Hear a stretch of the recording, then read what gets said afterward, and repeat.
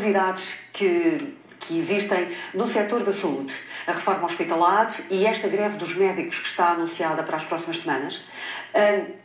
Algumas pessoas perguntam até que ponto o Ministro da Saúde, Paulo Macedo, está a perder o pé. Ele que parecia ter a situação controlada minimamente. Pois, eu acho o seguinte, eu acho que no domínio da saúde havia duas fases muito claras. A fase tecnocrática e a fase política. A fase tecnocrática era pegar no acordo da Troika e cumpri-lo. Com inteligência, com capacidade de gestão, com habilidade, corta aqui, corta acolá, muda daqui, muda para acolá, aquilo que estava lá, aumenta as taxas moderadoras, revê as isenções, reduz este tipo de despesas.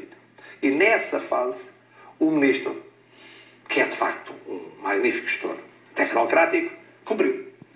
E eu disse há 2 semanas, estamos a chegar à fase política. E a fase política não é só dele, é do governo todo. Tem que fazer escolhas. Tem que fazer escolhas porque é escolher o futuro do sistema de saúde em Portugal. Não é apenas executar aquilo que veio no acordo da Troika. E a minha opinião é que esta semana os 2 problemas que rebentaram, deflagraram, obrigam a que o Ministro não demore muito mais tempo a falar ao país. Tem que falar ao país, pode não ser em pleno euro, porque as pessoas estão, obviamente, empenhadas noutras coisas, ou até noutra coisa. Ele tem que dizer ao país o seguinte: olha, eu herdei um sistema de saúde nestas condições. E um Serviço Nacional de Saúde nestas condições. Eu tenho estas dificuldades burocráticas, administrativas, financeiras. E, portanto, eu, depois de cumprir o que tenho de cumprir do acordo da Troika, eu tenho que fazer escolhas. O que é que fica público? O que é aberto aos privados? O que é que fica para o setor social? IPSS, Misericórdia, e pago pelo Estado como? Porque o setor social depende muito do pagamento do Estado. Agora, o que é que eu vou fazer? Tirando o aspecto dos medicamentos em que ele tratou e na parte das farmácias, dos farmacêuticos? Não. Agora, como é que é?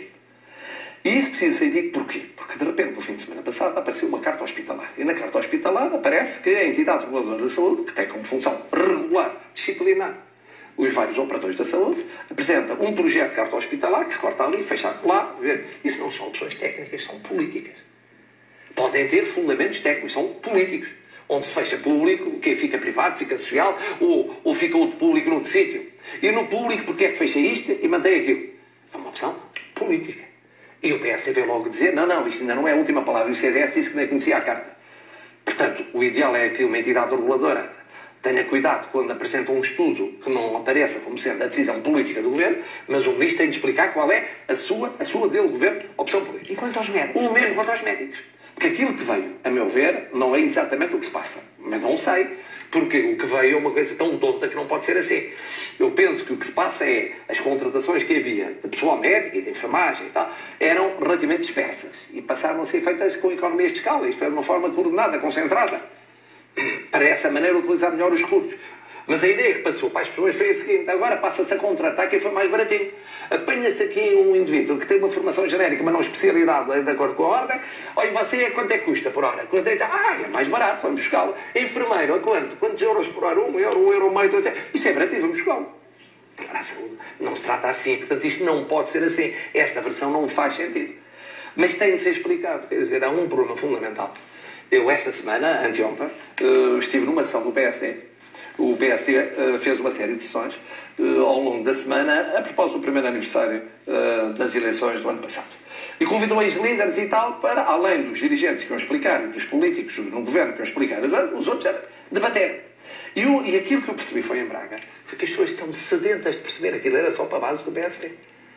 Mas estão sedentas, tinha passado 1 ano sem haver este tipo de reuniões nas bases do PSD.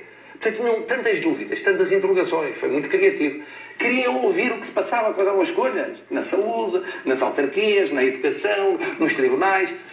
Mas se as bases do PSD têm estas dúvidas, mas têm reuniões com os dirigentes do PSD, os portugueses em geral têm dúvidas maiores. Professor, vamos avançar rapidamente para as perguntas.